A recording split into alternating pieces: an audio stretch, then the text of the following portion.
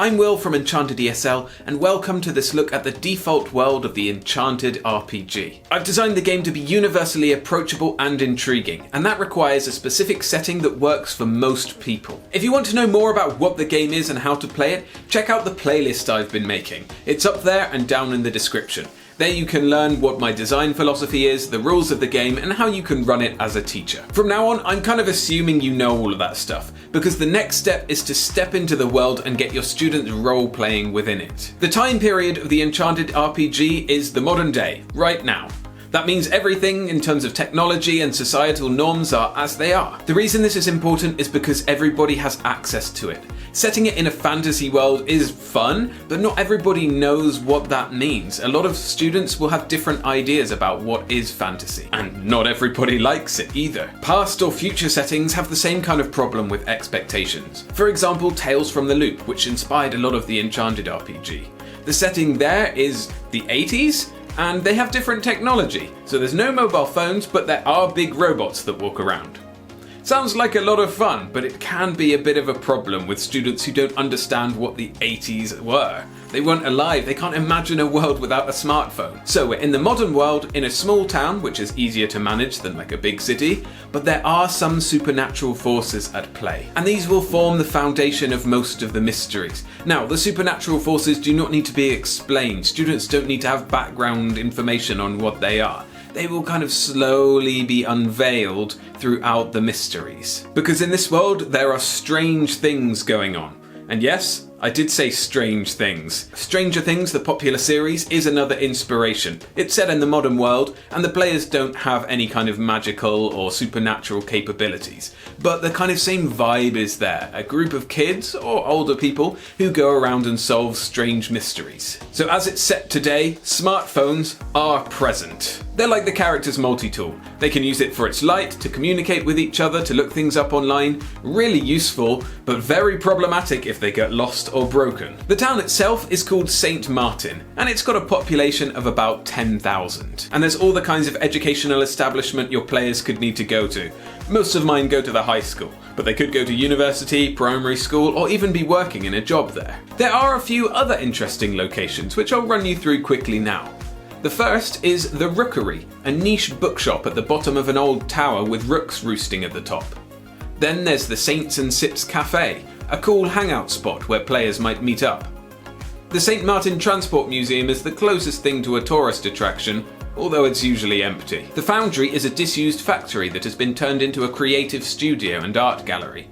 The Record Vault, an independent music shop, sells old CDs and vinyls. The Crescent is a popular restaurant for good food and welcoming atmosphere.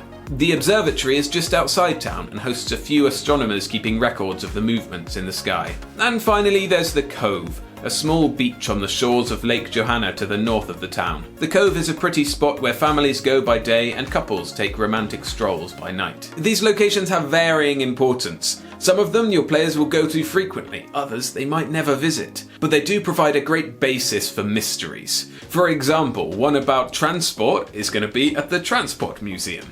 And the first one, Bookshop Blast, you guessed it, is in the Rookery Bookshop. And of course each game is unique. You, the teacher, GM, are encouraged to come up with your own locations and flesh things out however you see fit. And you can assume there are supermarkets, banks, pharmacies, all of the clothes shops that you'd expect in a town. If they're not important, you don't really need to go into the detail. Just assume they're there. So that's the town. But what about the supernatural force that I mentioned earlier? Well, that is called the Whispering Veil. I don't know if any of my students will ever watch this video, but if you do find yourself watching it, students, stop now, spoiler alert, don't watch any further. The Whispering Veil exists outside and inside what we call reality. It's like an overlapping world that interacts with ours. Inside the veil dwell whispers of spirits and unexplainable powerful forces, which many believe are the origin of magic. Witches and wizards and those kind of magic users have a particular connection to this. It's completely ignored and rejected by the scientific community, and there are very few academic studies even mentioning it. It's very much a niche thing and treated a lot like conspiracy theorists. And those that know about it generally tend to keep quiet. Those who wish to explore it often lose their minds. I've made the Whispering Veil abstract and vague, so you don't have to explain it. There are no defined laws that your students have to work within. It's very much up to you how you want it to be expressed. It's just there as the explanation behind all of the supernatural things that you want to happen. About 50 years ago, a scientific research group set up a laboratory just outside of St. Martin, and they did a whole bunch of tests and delved deep into the earth to see what they could find. They learned a few secrets and tried to get into the Whispering Veil, but like the mines of Moria, they delved too deep and something went wrong. Nobody really knows what happens, but most people involved went mad or died from insanity, and those who did come out in one piece, they kept quiet about it. It's best left forgotten. Not to mention that they were legally obliged to keep their silence on the whole thing. The laboratory was abandoned and left to ruin. So, the Whispering Veil is the source of most of the mysteries I will run with my students. But if you don't want to include a supernatural force, you don't have to. You can come up with realistic crime mysteries and run the game just as well. I just like to add it because most of my students enjoy a bit of spooky, a little bit of horror, a little bit of strange stuff going on. Regardless, they'll be doing plenty of investigating. Which brings me to the attitudes of the adults and the law enforcement agencies. Because they're not going to really be involved. In the real world, if players find a dead body, the most logical thing to do would be call the police and get them to sort it out. But that's not going to make a very interesting game. Instead, there's a kind of shared suspension of disbelief as the players become the investigators and the police and those kind of people are pushed to the side. And if they do get involved, they generally think the players are crackpots and they've come up with weird theories and they don't take them seriously, especially if they're children. They'll just brush them off and just ignore what they say. Obviously, this is a lot more doable when you have supernatural forces in your game because the police and other adults can just say it's made up and the kids are wasting time or whatever. It's also very difficult to find anybody who knows about the Whispering Veil. There are a few things online maybe that you would want your students to investigate. Perhaps if they're really struggling to find clues and they're out of options, they can go online and search using the compute skill, and then they could find some obscure article written by some weird blogger 50 years ago that mentions something about what they need to know, and that can push the mystery forward. Alright, so that's all of the world building. Now let's move forward into the first mystery that's like an introductory mystery for my players, which is called Bookshop Blast. I say it was an introductory mystery. After a bit of playtesting, I've realised that I probably need to do something beforehand to really slowly and gently introduce some of the rules and the idea of role-playing to new students. The players that I've done it with who have played that kind of game before, they got straight into it, but for absolute beginners, something else more structured is required. In the next video in this series, I'll talk about my experiences of playtesting this particular mystery. But for now, let's look at Bookshop Blast in detail, how to run it. And if you want to do it with your students, go ahead, feel free. Just remember that it is in playtesting mode, it is not perfect as it is now, but if you do decide to do it, let me know how it went. The point of this explanation is to cover how you could run a mystery with a specific example. I'll run through the major events from the hook through the revelations to the climax, and you'll be able to see how you can adapt it for your students. Because I'll be explaining it to you as the teacher GM, and not as if I was doing it to my students. You need to decide how to present it in terms of language to them because it will be different for different people. They have different levels, different preferences, different ways of learning, that kind of thing. So I do mine mostly verbally and theatre of the mind, but I do throw in some reading things and a few like little items for them to collect. But you might want to focus on something particular, like doing more reading or doing a writing task in the middle of it. So I'm leaving it up to you as the teacher who knows your students best to make those decisions. So the mystery begins with the students just finishing their day of school or work. All of the players are friends already and they usually walk home through the town together. Before they leave, you can get them to imagine what their last class is like or their last task at work is and how their characters behave in that situation. Just a normal daily life thing to introduce what their characters are like. For example, it's double maths at high school. Annie is trying to pay attention, but it's the end of the day and she keeps getting distracted by what she's going to have for dinner tonight. Mo hates maths and he spends the whole class causing trouble, messing about, throwing things across the room. And Jess, she's right at the front with her hand up, answering every single question correctly. How much you go into that kind of roleplay thing depends on your students. Usually the older they are, the more they get involved in that. It's time for them to go home. The bell rings, they clock off, and they head out all together. Get them all to roll their notice skill. This is a notice check possibly the first roll they ever do. Those that succeed, remember getting a 5 or a 6, are paying attention to the sounds of the town, and they hear something like an explosion coming from the town centre. In the case that everyone fails, which is possible, then somebody runs towards them and tells them about an explosion that's happened. And as all good sleuths and amateur investigators do, they head to the source of the explosion. They arrive at the Rookery, a bookshop that's at the bottom of a tall circular tower.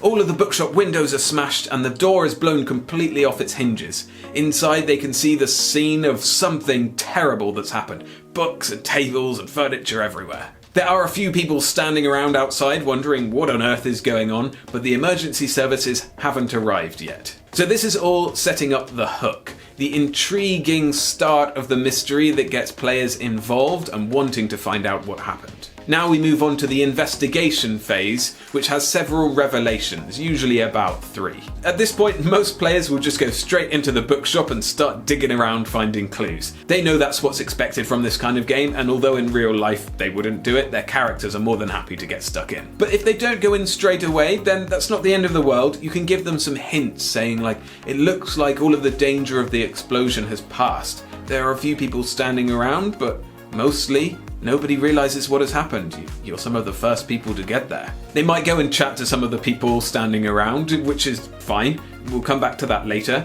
But pretty much all of the time, they just go straight in. Once inside, they see that all the furniture has been blasted apart and there are books everywhere. There's nobody in there and there's a massive hole in the ceiling. So we've set the scene. And in most scenes, there needs to be some kind of target, a revelation. So the revelation in this case is that somebody deliberately caused an explosion in the bookshop because they wanted to steal something and nobody noticed it. The stolen item is a little vial containing a fragment of the Whispering Veil. Part of good mystery design is including several clues that lead to that same revelation.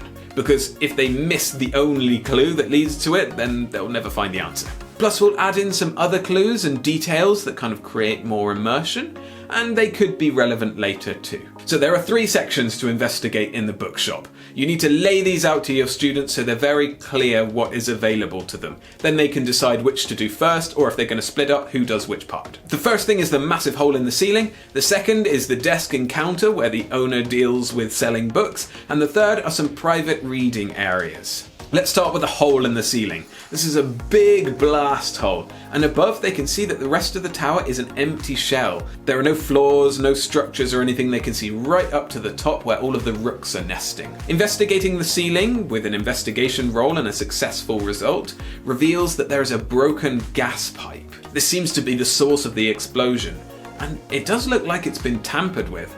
Was this deliberate? With the right group you can add a bit of humour to this by getting them to roll a move check, and if they fail, then they get hit on the head by a little dollop of bird poo from above. The second area to investigate is the desk.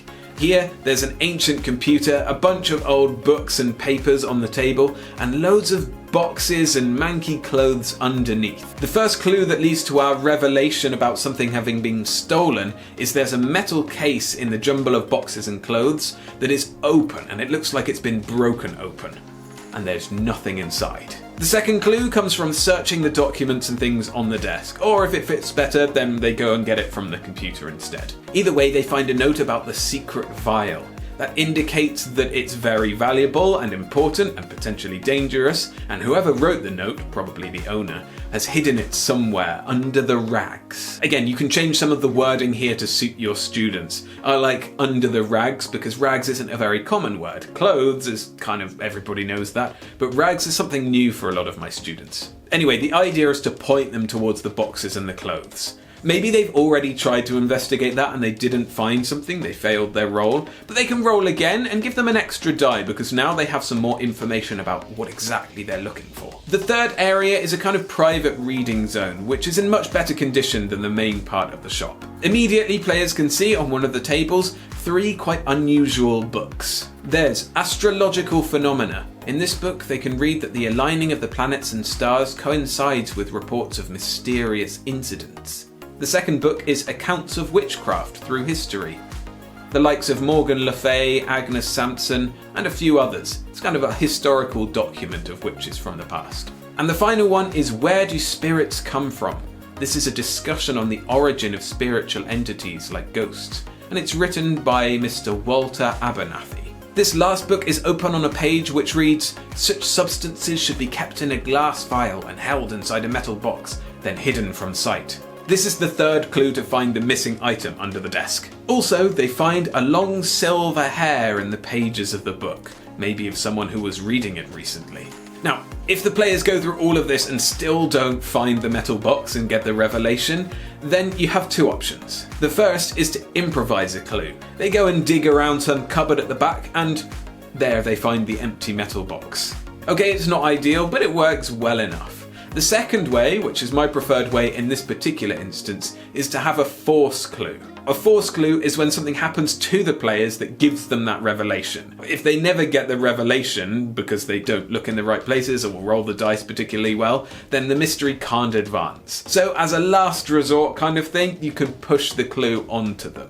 This is not what you ideally want to do. You would rather they find it themselves, but sometimes you have to do it. The force clue in this case is the bookshop owner, Mr. Walter Abernathy, coming back from his afternoon cup of tea and finding his bookshop in complete disrepair. He sees the players in there and wants to know, who are they? What's going on? And then he kind of looks a bit confused and startled and worried, and then he rushes over to the desk, rummages about underneath it, finds the empty metal box, and is shocked that he has been robbed. Now, the reason why I prefer this is because Mr. Abernathy is going to turn up anyway. If players find the metal box themselves without needing the force clue, he turns up anyway. He's coming back from his afternoon tea, and he finds the players in there and asks them who they are and what's going on.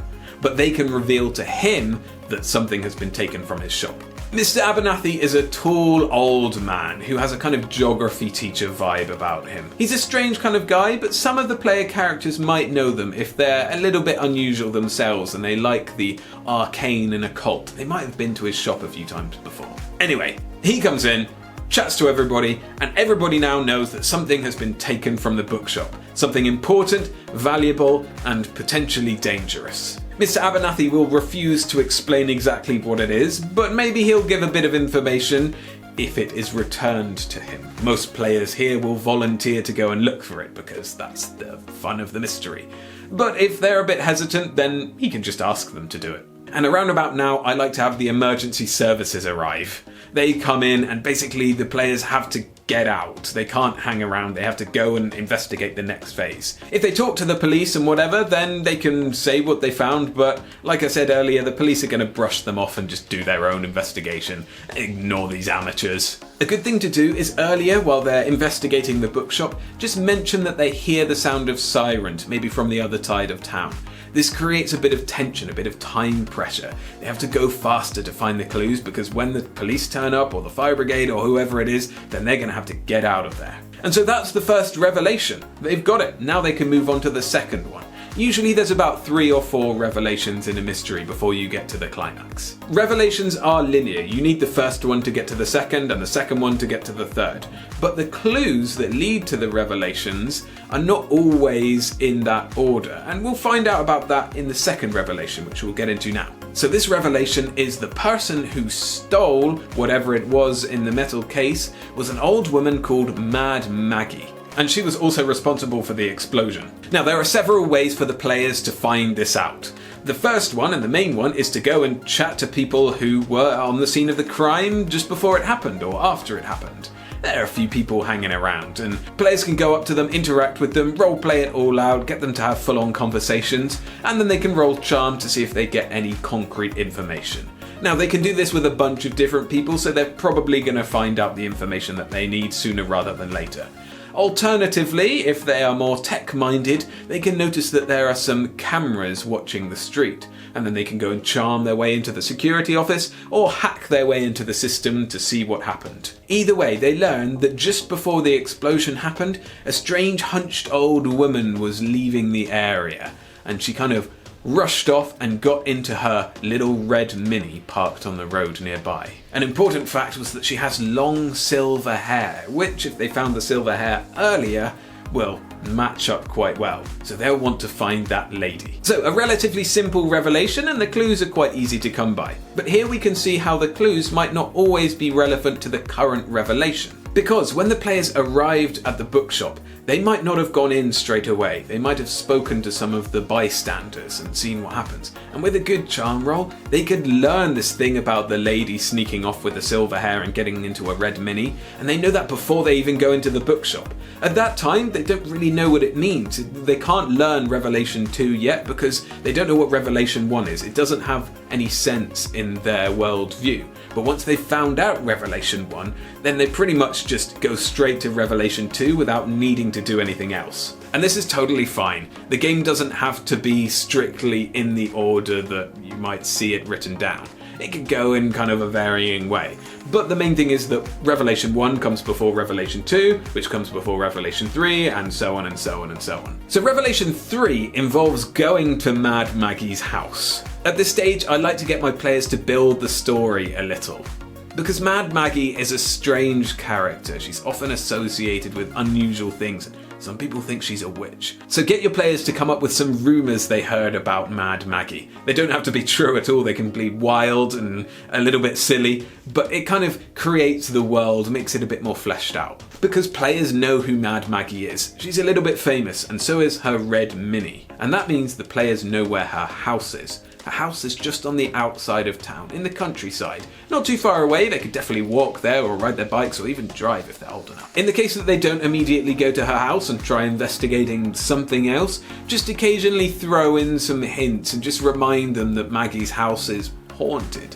That's a good way of getting them interested in it. I'm going to tell you my description and layout of Mad Maggie's house. Briefly, I'm not going to go into too much detail. Use your creative license and adapt it to what your students need to learn, and flesh out all of the details and change things up completely if you want. As long as the main basement room is there, then the rest of it can be however you want. So Maggie's house is at the centre of a compound surrounded by a chain link fence.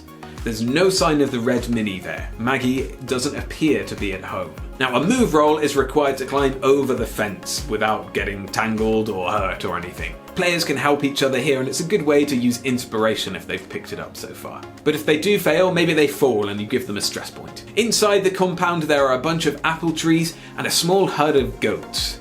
If players want to get to the house, they'll have to roll sneak. Everybody has to succeed this, because if one person making a lot of noise attracts attention, then it attracts attention to everybody. If one of them fails, then the goats are alerted and they start running around crazily and it's all chaos. This doesn't really matter, players can still get to the house, but it elevates a bit of tension because they're breaking into somebody's home. If they're caught by the goats, then what if they're caught by somebody else? So ups the stakes. The house itself is quite small and old-fashioned. It's just a little farmhouse. There's a front door, which is currently locked, but it can be picked with an appropriate item and using the operate skill. If opened, it goes into a little hallway, which on the front of the house, you get to a living room. At the back, there's a bedroom. In the other corners of the house, there's a bathroom and a kitchen. Players can also go around the side of the house where there's a small fenced-off vegetable garden. They only need to lift the latch to get into there, and there's a side door that gets into near where the kitchen is, which is unlocked.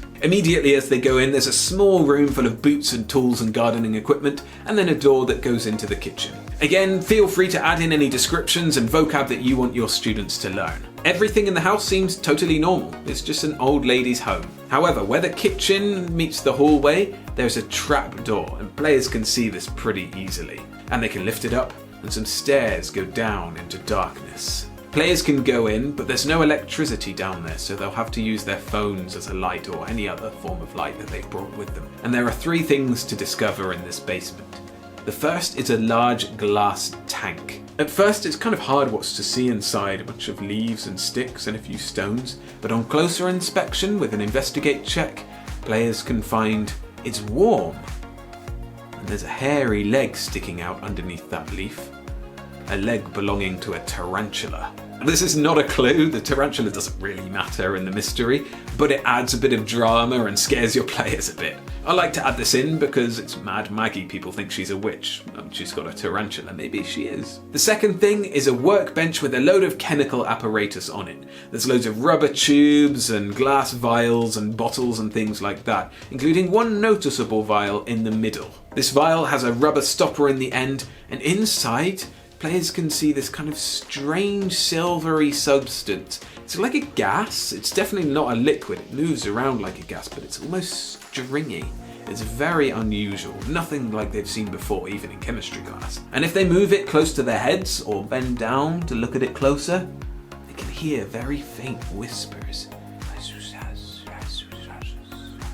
Someone can roll Operate to determine that this chemical apparatus is set up to somehow burn the contents of the vial. There seems to be some ignition device below. And this is the first clue of this revelation, that is, Mad Maggie intends to destroy the glass vial and whatever is inside it. The next two clues come in the third item down here in the basement, which is a table that has two books on it. One appears to be a journal, and one is about chemistry, like a kind of textbook. Reading the journal, players find out what Mad Maggie is up to. Here I give them a handout to read, and they can read Mad Maggie's thoughts as she goes through. I found the vial, now I need to destroy it. I just need to go and get some charcoal first.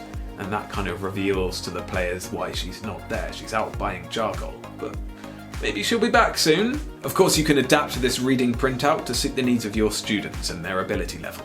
The chemistry textbook holds the third clue. It is open on a page that talks about how to destroy using complete combustion that requires the use of many ingredients, including charcoal. Once they've found at least one of these clues, they'll have the revelation that Mad Maggie is about to destroy this thing. But as they figure that out, choose one player to hear something from above. I would choose a player who's maybe not been involved very much or has positioned themselves slightly out of the room to keep watch or something like that. And they notice the sound of an engine pulling up above them. And then the engine stops, and then a door opens and closes again. Mad Maggie's home. Now we're into the climax, and this can go two different ways really. Either the players try to run away and just escape with the vial, or they confront Mad Maggie, or maybe Mad Maggie confronts them and they don't have a choice. If they decide to run, get them to roll a bunch of skills, like move, force, and sneak and that kind of thing, until they escape, or not. I like to have Mad Maggie chasing them down in her red Mini like a maniac going after them, trying to stop them. If she catches them, then you have the confrontation, which we'll go over in a minute. But if they do escape, then maybe they'll head back and talk to Mr. Abernathy and give him the vial. Maybe they'll keep it for themselves, you never know. If they do go to Mr. Abernathy, he'll give a little explanation about what it is. Now, if they end up in a confrontation, either willingly or not, then Mad Maggie is initially hostile towards them. What are they doing rooting around in the secret part of her house? She is not pleased at all. But she will calm down and back off if they tell her that they know she is the one who caused the explosion and stole the vial. She doesn't want to get into trouble about this. She justifies the explosion and thievery by saying it's helping to keep St. Martin safe. Whatever's in that vial that Mr. Abernathy has is dangerous. It must be destroyed before it causes some untold harm to the people here. If convinced by a charm roll, she might reveal that it is called the Whispering Veil, but she's very, very reluctant to say anything more. And if she's asked about Mr. Abernathy, she says he's reckless and he's a dangerous man and he shouldn't be investigating this kind of thing. In the end, she's happy to come to a compromise. She doesn't want to get into trouble with the police, but she's willing to threaten the players that they broke into her home. They could end up in trouble too. She wants to keep everything quiet and is happy to pay for repairs to the rookery if everything just goes away. She does want the vial destroyed, but in this case she's willing to let the players take it with them as long as they're very careful with it. This would probably require a charm roll to get her to agree to. And then the players have the decision to make. Do they destroy the vial? Do they take it to Mr. Abernathy and investigate it? Or do they keep it for themselves? Either way, the person that they generally side with, either Mr. Abernathy or Mad Maggie, will tell them a little bit about the Whispering Veil. Tell them that it's a strange force that exists inside and outside of this world and it might be connected to magic. But not much more than that. They don't really know. Mad Maggie is scared of it all and wants to destroy it, whereas Mr. Abernathy is a bit more gung-ho. He wants to investigate to see if it's got any potential. And that's the end of the mystery, really. Players will move on to the next thing, which might have some kind of connection to the Whispering Veil, and if they keep the little vial, then maybe it will be important in the future. And remember, with all of the mystery, with all of the descriptions and the layout of places and the characters involved, you can adapt them and change them to suit your needs. That's the whole point of this game. It's meant to be customizable. I'm just making this mystery to show you an example, and you can follow that to the letter if you want, if you don't want to come up with your own stuff, but I encourage you to be creative. And also be aware that the mystery won't go as I've laid it out. Some things will go radically different. They always do. Every mystery is completely unique. The nature of the game is to give players choices, and that means they'll do things that you don't expect. And in those cases, you'll have to improvise. Come up with different clues to get them to the revelations. Come up with different places that they go into. Okay, they want to suddenly sneak into Mr. Abernathy's house to see what he's up to. Well, you'll have to come up with that on the fly, kind of. But use your creativity and come up with something that guides them towards the revelations. Ultimately, if they find out that key information, it doesn't matter how they got there. This is something I'll cover in my next video, which is a report on the playtesting I've done of this first mystery, the Bookshop Blast. There are a lot of lessons to be learned, and you can find out all about it by clicking on the video link, which is right here. Let's just say things did not go as expected, in a good way. But for now, I've been Will from Enchanted ESL, wishing you all the joy and success in your teaching. See ya!